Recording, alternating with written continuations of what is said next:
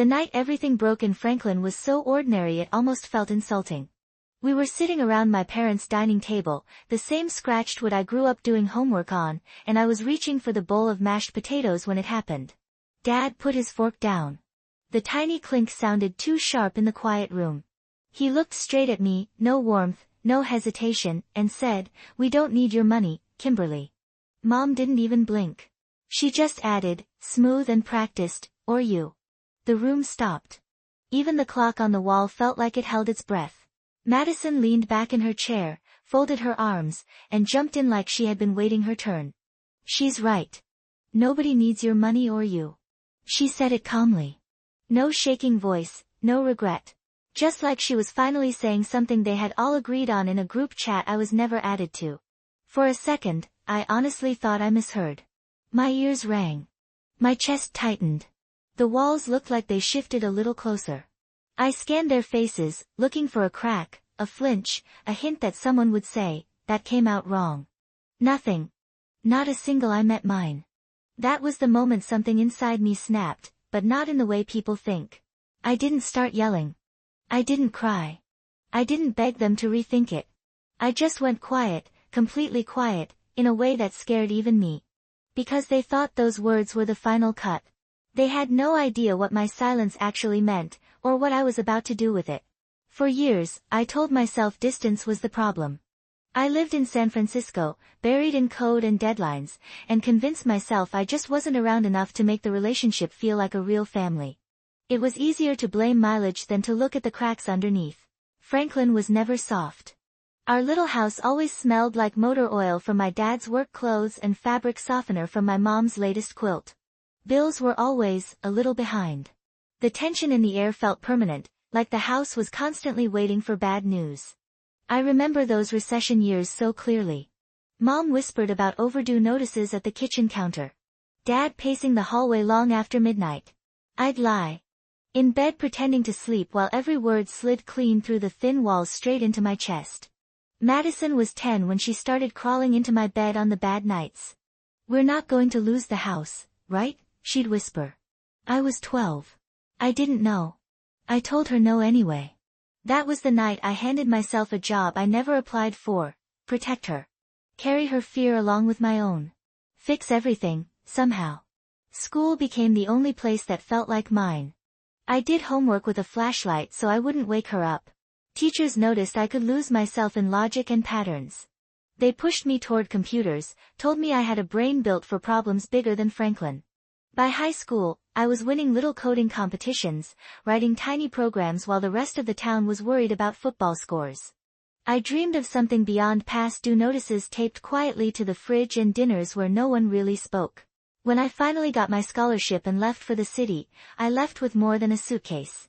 I carried guilt, that choking, familiar guilt, like I had climbed out of a sinking boat and left Madison still bailing water with her hands. But I didn't vanish. Every paycheck felt like a lifeline I could throw back home. I helped with the cracked pipes, the leaking roof, the repairs Dad couldn't afford right now. I sent money without making a big deal out of it because in our family, real love was always quiet, always invisible. Madison had her own dream. A boutique, something small and pretty with her designs in the window. She had talked about it since we were kids. Helping her felt like keeping that childhood promise alive. I wired money for inventory, paid off overdue bills, and in the end I bought her an SUV so she could haul stock, travel to markets, look the part. Somewhere along the way, the "thank you" started to fade. Her jokes shifted. "Big city princess saving the small town peasants again," she'd say. Or she'd call my help charity, in that half-laughing, half-bitter tone that left a mark. Dad bristled if I offered to pay for anything major. Mom got cold and defensive anytime I mentioned visiting, like I was bringing a spotlight instead of support. Everything twisted slowly, so slowly. I almost didn't notice. I thought that dinner would reset things. I really did. I thought maybe we would eat, talk, remember we were on the same side. I walked into that house wanting to feel like I still had a place at that table. Instead, the second I stepped into the dining room, I felt it. That heaviness. Not obvious, not dramatic, just a weight sitting in the air like the decision had already been made without me. Mom barely looked up when I walked in. Dad's nod was stiff and distant. Madison's smile was thin, all teeth, no warmth. I tried to push through it. I asked about her shop, about their week, about little things. Their answers were short, clipped, like we were checking off small talk on a list they didn't want to finish. Madison glanced at my hair and said, "Look at you, so corporate now," with that fake playful tone that carried a sting under it. Dad muttered something about me being too busy in the city to understand real life. Mom sighed when I offered to help with repairs around the house, like the idea annoyed her more than the broken things did. None of that was new, but that night it all felt sharper, targeted. Like they were walking me toward a line and waiting for the right moment to push. Dinner was quiet. Forks scraping plates, glasses touching the table, a few forced laughs. Madison started talking about her store, calling it community built, as if money had magically appeared from kind thoughts and good vibes. I almost corrected her. I almost said, "You mean my transfers, my loan, my SUV," but I swallowed it. I promised myself I wasn't there to fight. Then Dad set his fork down. That tiny sound might as well have been a gunshot. He stared right at me. "We don't need your money, Kimberly." The words came out flat and hard. Mom slid her line in like she had practiced it in the mirror. "Or you." My body went numb for a heartbeat. I thought my brain had misfired. Then Madison leaned back, crossed her arms, and took her shot. "She's right," she said. "Nobody needs your money or you." It wasn't a mistake. It wasn't heat of the moment anger. It was a verdict. I looked from face to face, waiting for someone to step in, to soften it, to say, "We didn't mean it like that." No one did. Every gaze dropped. Every mouth stayed shut. They didn't just cut me out. They admitted what they had probably believed for a long time. I don't remember pushing my chair back. 1 second I was sitting there, listening to my heart pound inside my ears, and the next I was on the front porch, sucking in the cold Tennessee night like it might steady me. The air tasted like metal and winter. There was nothing warm in it, nothing familiar. I leaned on the railing until my fingers hurt, keeping my mouth shut because if I opened it, whatever came out wasn't going to be pretty. I walked to my car. No footsteps behind me. No door opening. No, Kim, wait. For years I had been their emergency fund, their late-night call, their fixer. And now, when I needed even one person to say, "That was messed up," the entire table just kept eating. At the hotel, the room felt like a stranger's life. Neutral art on the walls, 2 clean sheets, air that didn't smell like anything. I sat on the edge of the bed replaying every word, every blank expression, the way Madison didn't even flinch while she repeated, "Nobody needs you." I pressed my hands over my eyes until I saw white flashes. My chest hurt, but the tears were gone. I think they burned out somewhere between the driveway and the highway. My phone buzzed on the nightstand. Elena. She never called unless it was important. I forced myself to answer. "Hey," I said, voice rough. "Kim, did something happen tonight?" she asked. That careful, bracing tone told me she already knew the answer. My throat tightened. "Why?" "You need to check Madison's Instagram. Right now."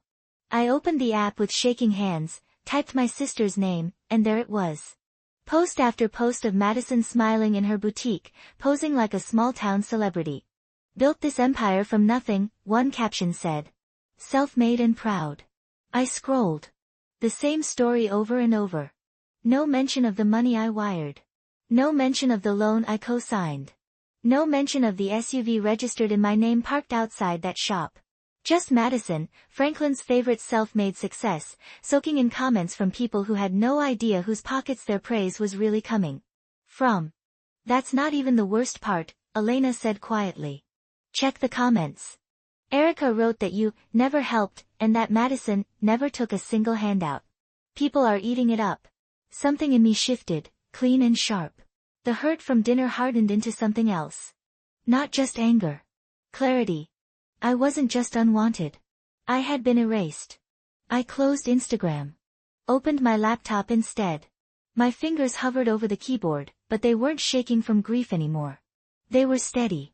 If they didn't need my money, if they didn't need me, they didn't need the support I had been breaking myself to provide. I pulled up the SUV title first. Then the loan documents. Then the transfer receipts. Years of quiet sacrifice lined up in black and white across my screen. And for the first time that entire night, I didn't cry. I just breathed. Slow. Controlled. They thought my silence at that table meant defeat. They had no idea it was the start of my answer. By sunrise, the sky over Franklin looked washed out and tired, like the town had aged overnight. I stared at it through the hotel window while my laptop hummed on the desk, glowing with every document, every receipt, every silent sacrifice I had carried for years. I didn't feel anger anymore. Not even sadness. Just a strange, steady calm that didn't feel like me, but felt right. I made coffee from the little hotel machine, held the warm cup in both hands, and sat down in front of the laptop again. The screen still showed the SUV title with my name printed clearly at the top. It felt surreal. I remembered the day I bought that car, how excited Madison had been. She hugged me like I'd given her the world, swearing she'd pay me back even if it took years. I told her she didn't have to. I told her I believed in her. Funny how belief turns into entitlement when someone decides they deserve it. I typed "Dealership Service Department Franklin, Tennessee" into the search bar and hit call before I could talk myself out of it. A man answered, cheerful, oblivious. "Hi," I said, keeping my voice level. "I need to schedule a repossession. The vehicle is under my name." There was a pause. Then he asked for proof of ownership. I emailed the title instantly. He came back on the line sounding careful. "Do you want us to notify the current driver first?" "No," I said. Just that one word, simple and clean. "Retrieve it today." When I hung up, I felt that same strange calm settle deeper into me. Not triumph. Not revenge. Just release. Like unhooking something that had been pulling at my ribs for years. Then I turned to the next tab. The boutique loan. Thread and willow. The loan Madison had begged me to co-sign because the bank didn't trust her financial history. I had said yes because she was my kid sister and because I was still trying to keep that old childhood promise alive. My cursor hovered over the drafted email. "I will no longer be making payments on the shared loan. Please redirect all notices to the primary borrower." There was no anger in me when I clicked send. Just clarity. Pure, cold clarity. 30 minutes later, the dealership called back. "Vehicle has been retrieved." Just like that. Years of sacrifice undone in a single sentence. I didn't smile. I didn't gloat. I just closed my eyes and breathed in a little deeper than before. A knock at the door made me jump. I opened it to see Elena standing there with a worried look, holding her jacket tight around her shoulders. "Can I come in?" she asked softly. She didn't wait for my answer. She stepped inside and shut the door behind her. The moment she turned around, I could tell she already knew everything. "Kim, people are talking," she said. "Someone saw the SUV get taken from Madison's driveway. And the bank called her about late payments." I raised my eyebrows slightly. I didn't need to say anything. That silence said enough. "She's freaking out," Elena went on. "Posting weird half-cryptic stories, deleting comments, acting like someone betrayed her." I sank onto the edge of the bed. Elena sat beside me and studied my face. "Are you okay?" she asked. Her voice was gentle. Honest. I thought about it. Really thought about it. "I'm done being her safety net," I said quietly. If that's what cracks her world, then it wasn't built well enough to begin with. Elena let out a breath that sounded like she'd been holding it for years. "Good," she said. "It's about time." The day spiraled fast after that. By noon, Franklin was buzzing. Like a kicked hornet's nest. The town's community Facebook page flooded with screenshots and gossip. Someone posted, "Did Madison lose her SUV? Thought she bought that herself." Another person chimed in, "Heard the boutique might not make rent this month." People who adored her last week were now dissecting her posts, comparing timelines, noticing holes in her story. In small towns, people don't need facts to form judgments. They just need something interesting to talk about over pancakes. Then Elena's phone buzzed. She glanced at it and her eyebrows climbed. "It's your cousin," she said. "You might want to see this." She handed the phone to me. A text from Daniel, "Kim. Madison's at the boutique crying. Scott's yelling. People are standing outside watching." I didn't rush. I didn't feel the need to rescue her or hide what was happening. I didn't feel anything except a quiet sense of closure pulling me forward. When I finally walked into Thread and Willow, the shop looked dimmer than I remembered. The bright paint on the walls seemed dull. The shelves were half empty. It was like the place had absorbed the chaos. Madison and Scott were in the middle of a low, heated argument. Their voices were sharp but controlled, the kind of fight where both people are trying not to let strangers hear but failing miserably. "You told everyone you built this alone," Scott snapped. "Why didn't you tell me about the loan? Or the SUV? Or any of it?" Madison's makeup was smeared. Mascara streaked down her cheeks. Her voice cracked when she said, "I didn't think she'd actually take it back." Scott looked disgusted. "You lied to everyone," he said. Then he saw me. His expression changed. Madison turned, saw me, and her entire face collapsed from anger into raw panic. "You did this," she hissed, pointing at me like a child caught with stolen candy. "You ruined my life." I didn't move. I didn't raise my voice. I just met her eyes with a calm that surprised even me. "I didn't ruin anything," I said. "I just stopped holding everything together." She blinked, fast and frantic. Tears spilled again. "You're jealous," she choked. "You always hated that people loved my boutique." I almost laughed. Not because it was funny, but because it was so painfully childish. So small compared to the truth. "Madison," I said quietly, "I loved you. Enough to give you everything you asked for. You loved me enough to erase every trace of it." Silence fell hard. The kind of silence that reveals everything people have tried to hide. Scott stared at her, realization hitting him like a truck. "You used her," he whispered. "All these years." Madison broke. She sank to the floor sobbing into her hands. "Why couldn't you just keep helping?" she cried. "Why did you take everything away?" I crouched down, not to comfort her, but to say the words she needed to hear without running from them. "Because you told me nobody needed me," I said. "And I finally believed you." When I stood up, Scott stepped aside. He didn't defend her. He didn't blame me. He just let me walk out. Before I reached the door, I said one last thing. Actions have consequences. Even the silent ones. Outside, the cold air hit my face, but this time it didn't hurt. It felt clean. Sharp. Freeing. For the first time in years, every breath felt like mine again. Leaving the boutique that day felt like stepping out of a storm I didn't even realize I'd been standing in for years. The cold air brushed against my cheeks, but it didn't sting the way it used to. It felt clean, almost sharp, as if it was cutting away everything I no longer needed to carry.